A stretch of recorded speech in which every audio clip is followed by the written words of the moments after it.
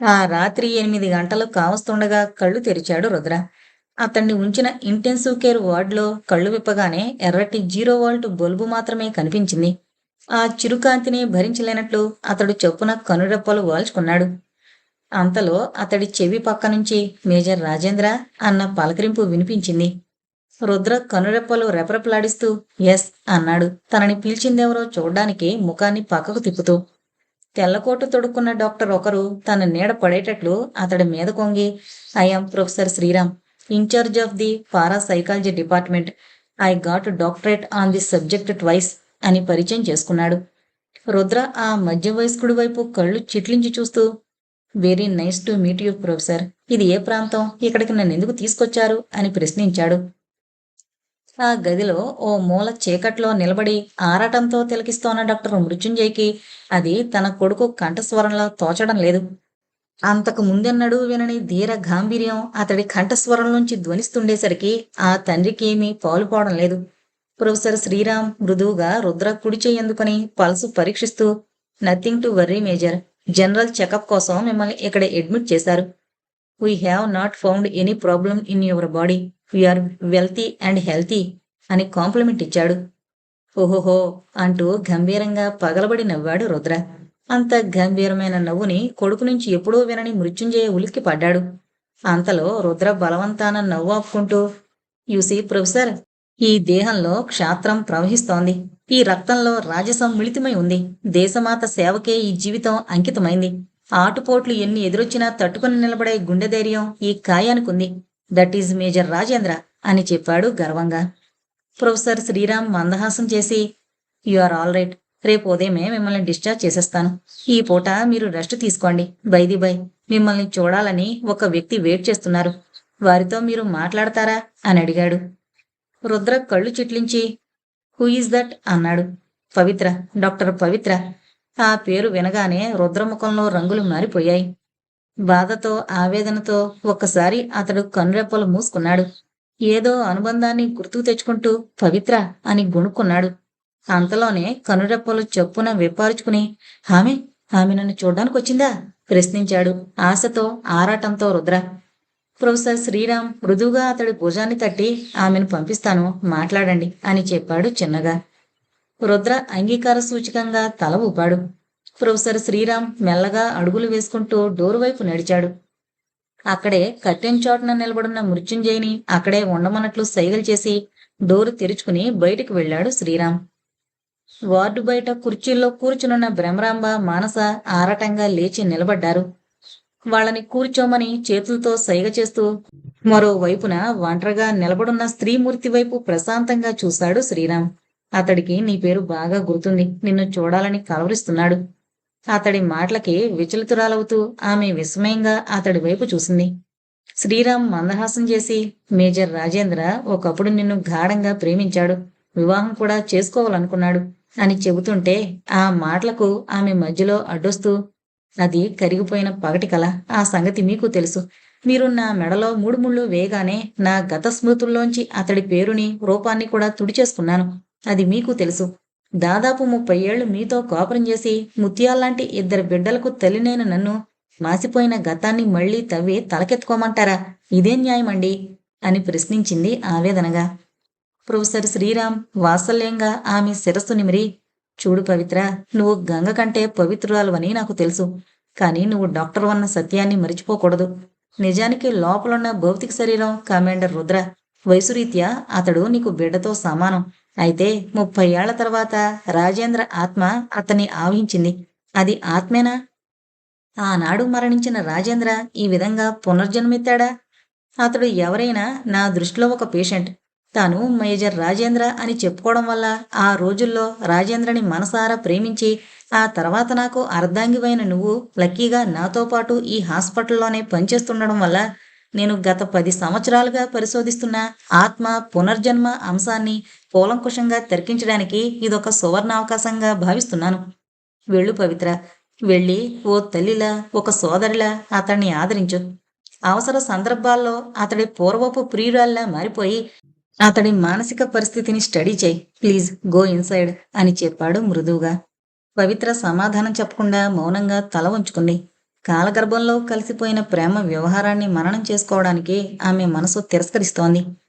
తనకిప్పుడు భర్తున్నాడు, 2 పిల్లలున్నారు అన్న సత్యం నివురుగప్పిన నిపుల ఆమె అంతరంగాన్ని దహించి వేస్తోంది. పైగా 50వ పడిలో ఈ స్థితిలో మాజీ ప్రియుణ్ణి గుర్తుకు తెచ్చుకుని ఇంతకుముందు ముఖమైనా చూడని పరపురుషుడితో, అది దాదాపు తన కొడుకు వయసు ఉన్నవాడితో ప్రేమలు సరసాలునా? పవిత్ర, భర్త హెచ్చరికకి ఆమె బాధతో వణికిపోతూ, మీరు ఎన్నైనా చెప్పండి, నేను డాక్టర్ని కావచ్చు, కానీ స్త్రీజాతికి అపారమైన గౌరవమిచ్చే ఈ పుణ్యభూమిలో పుట్టిన ఆడదాన్నండి. పెళ్లికి ముందు సంగతి వేరు. పెళ్ళయ్యాక తాళి కట్టినవాడే ఈ జాతి స్త్రీకి సర్వస్వం. నేను ఈ పని చేయలేనండి. ఆత్మను చంపుకొని మీకు ద్రోహం చేయలేను. నన్ను క్షమించండి అని వాపోయింది. శ్రీరామ్ ఆప్యాయంగా భార్య చుబుకాన్ని పట్టి ముఖాన్ని పైకెత్తాడు.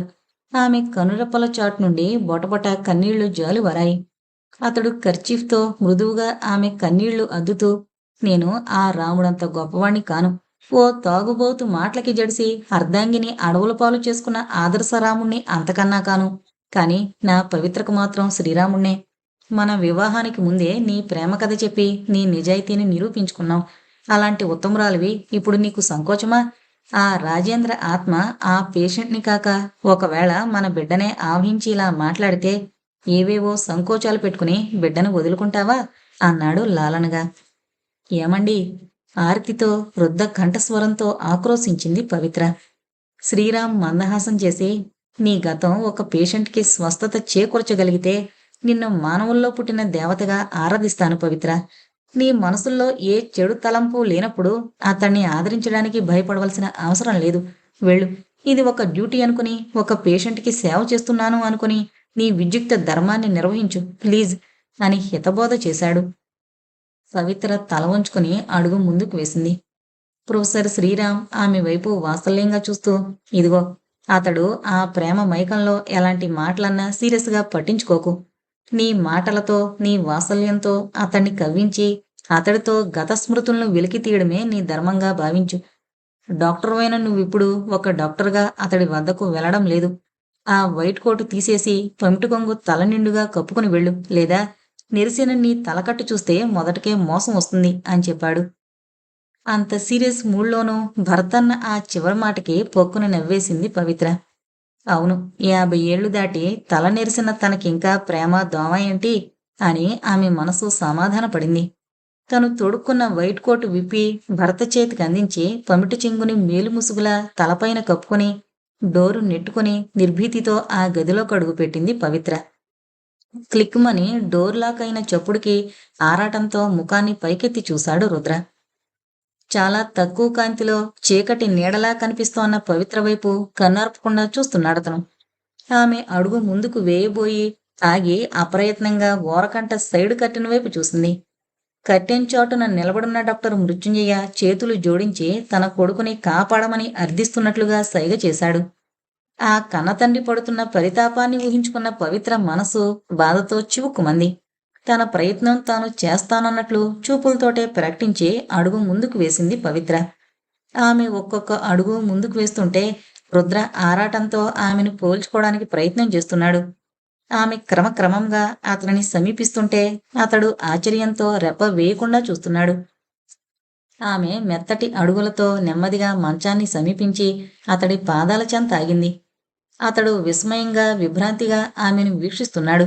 ఆ చిరు వెలుగులో అతడి ముఖంలో చోటు చేసుకుంటున్న సంభ్రమాచర్యాలు ప్రస్ఫుటంగా గోచరిస్తున్నాయి. ఆమె అతడి కళ్ళలోకి సూటిగా, సౌమ్యంగా చూస్తోంది. అతడి పెదవులు కంపిస్తున్నాయి. ఆమెను పలకరించడానికి ఉవ్విళ్ళూరుతున్నాయి. కాని బిడియమో, అభిజాత్యమో అతడి కోరికను బలవంతంగా అణిచివేస్తున్నాయి. అతడిలో నెలకొంటోన్న సందిగ్ధతను పసిగట్టి ఆమె ముందుగా చొరవ తీసుకుని రాజు, రాజు అని పలకరించింది. అతడి ముఖంలో ఒక్కసారిగా కోటి కాంతులు వెళ్లి విరిశాయి. డార్లింగ్, గొంతు పెగల్చుకుని పలకరించాడు రుద్ర. ఆ పిలుపుతో నిశ్చేష్టురాలైంది పవిత్ర. ఆ రోజుల్లో మేజర్ రాజేంద్ర ఆమెను పేరు పెట్టి కాకుండా డార్లింగ్ అని పిలిచేవాడు. అది వాళ్ళిద్దరి మధ్య మాత్రమే దాచుకున్న ప్రేమ సంకేతం. ఇతరులెవరైనా తమను సమీపించినప్పుడు డాక్టర్ అని పిలిచేవాడు. సుమారు 30 ఏళ్ల తర్వాత ఈ అపరిచిత వ్యక్తి తనని అలా పలకరించాడంటే మేజర్ రాజేంద్ర మళ్ళీ పునర్జీవితుడయ్యాడా? పునర్జన్మ అనేదుందా? లేక రాజేంద్ర ఆత్మ ఈ మనిషిలోకి పరకాయ ప్రవేశం చేసిందా? ఏది నిజం, ఏది సత్యం? అప్పటి వరకు తన ముఖమైనా చూడని ఈ వ్యక్తి తనని ఎలా గుర్తించగలిగాడు? మనిషి వేరు, రూపం వేరు, తరాల అంతరం స్పష్టంగా తెలుస్తోంది. కాని ఇతను అచ్చం ఆనాటి రాజేంద్రలా అదే గొంతుకుతో అదే విధంగా ఎలా పలకరించగలిగాడు? ఏంటి మాయ? బాగున్నావా డార్లింగ్? అతడి పలకరింపులకి ఆలోచనల నుంచి తేరుకుంటూ విచిత్రంగా చూసింది పవిత్ర. అతడు బలంగా ఓసారి ఊపిరి పీల్చుకుని, మనం కలుసుకొని చాలా రోజులైనట్లుంది. ఈ జన్మలో మళ్ళీ నిన్ను చూస్తాననుకోలేదు. నీకు గుర్తుందా డార్లింగ్? పంజాబ్ రెజిమెంట్కి రెడ్ క్రాస్ తరపునొచ్చిన డాక్టర్స్ బృందంతో మా క్యాంపుకొచ్చిన తొలి రోజే ఆ వాతావరణానికి తట్టుకోలేక, ఆ వేడి భరించలేక సన్ స్ట్రోక్ తగిలి నువ్వే నా చేతుల్లో పేషెంట్గా మారిపోయావు. ఆ సంఘటన ఇప్పటికీ నాకు కళ్ళకి కట్టినట్లు కనిపిస్తోంది darling. Then you remember it? అంటూ భావావేశంతో చెప్పుకుపోతున్నాడు. అతడు అచ్చం మేజర్ రాజేంద్రలా ధీర గంభీర స్వరంతో చెబుతున్న అతడి మాటలాలకిస్తోన్న ఆమె అనూహ్యమైన విభ్రాంతికి లోనవుతోంది. అతడు ఆమె హావభావాలను గమనించకుండా తమ ధోరణిలో నాటి సంఘటనలను వర్ణించుకుపోతున్నాడు. I remember it. నిన్ను తొలిసారి కలుసుకున్న ఆ శుభదినాన్ని నేనెప్పటికీ మరిచిపోలేను. That is 25th July 3rd. ఆ రోజు ఉదయం 6 గంటల నుండే వడగాల్పులు బలంగా వేడిగా వీస్తున్నాయి. నిప్పులు చెరిగే ఎండలో ఇసుక తిన్నెల మీద నిర్భయంగా నడుస్తూ మా సోల్జర్స్ టెంట్స్ని పర్యవేక్షిస్తున్నాను. అప్పుడు టైం సరిగ్గా 11:20 అయింది. లంచ్ ప్రిపేర్ చేస్తున్న మా వాళ్ల వైపు చూస్తూ అప్రయత్నంగా రిస్ట్ వాచ్లోకి టైం చూసుకుంటున్నాను. సరిగ్గా అప్పుడే అతడు భావావేశంతో ఆ దృశ్యాన్ని వివరిస్తున్నాడు. అది వింటున్న ఆమె కూడా ఆ సంఘటన మళ్ళీ కళ్ళకి కట్టినట్లుగా గోచరించసాగింది. ఇసుక పొరలను ఉవ్వెత్తున లేపుకుంటూ దూసుకొచ్చిన ఆర్మీ జీప్ సడన్ బ్రేక్తో ఆగింది. మేజర్ రాజేంద్ర అప్రయత్నంగా రిస్ట్ వాచ్లోకి చూసుకుంటూ తలెత్తి ఆ వెహికల్ వైపు చూశాడు. ఫ్రంట్ డోర్ తెరుచుకుని కిందకి దిగిన ఓ అధికారి ఇసుక తిన్నెల మీద బలంగా అడుగులు వేస్తూ అతడికి 2 అడుగుల దూరంలో ఆగి సెల్యూట్ చేసి, కర్నల్ జోగీందర్ రిపోర్టింగ్ సార్ అని తనను తాను పరిచయం చేసుకున్నాడు. మేజర్ రాజేంద్ర టీవీగా తల పంకిస్తూ సుమారు 32 ఏళ్ల వయసున్న కర్నల్ జోగేంద్ర వైపు ప్రసన్నంగా ఓ చూపు చూసి, వెల్ జోగేందర్, భూమి గుండ్రంగా ఉన్నట్టు తిరిగి తిరిగి చివరికి మళ్ళీ నువ్వు నా అరేంజ్మెంట్కే చేరుకున్నావు. నాకంటే 4 ఏళ్లు ముందుగా ఆర్మీలో ప్రవేశించావు. నీ అనుచిత ప్రవర్తన వల్ల కర్నల్ స్థాయిని దాటలేకపోయావు. ఇక ముందైనా బిహేవ్ యువర్ సెల్ఫ్ అని చెప్పాడు. కర్నల్ జోగేంద్ర ముఖం జేవురించింది. ఉక్రోషాన్ని బలవంతంగా గొంతులోనే అణుచుకుంటూ, I can keep up my career major అని గుణిగాడు. ఆ సమాధానాన్ని ఆలకిస్తూ తల తిప్పిన రాజేందర్ దృష్టికి కాస్తంత దూరాన్నించి నెమ్మదిగా దూసుకొస్తోన్న 2 వ్యాన్స్ కనిపించాయి.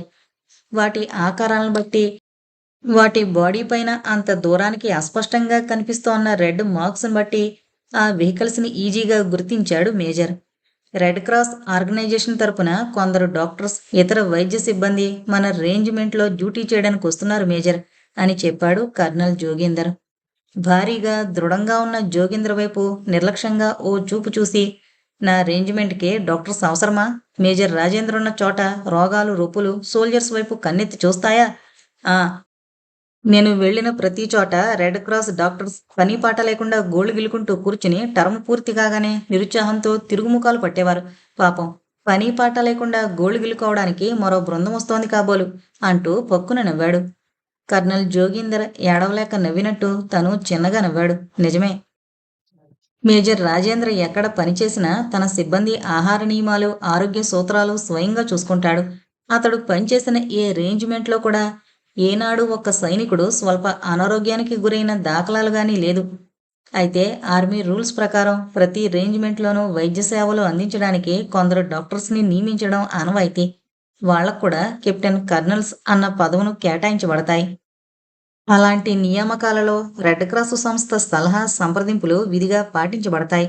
ముఖ్యంగా కంట్రీ బోర్డర్స్లో రెడ్ క్రాస్ సంస్థల తరపునొచ్చిన డాక్టర్లు ఆ సంస్థలకు చెందిన వాహనాలు మాత్రమే అనుమతించబడతాయి. రెడ్ క్రాస్ సంస్థకి చెందిన 2 వ్యాన్స్ నెమ్మదిగా వచ్చి ఆ క్యాంపు ముందు ఆగాయి.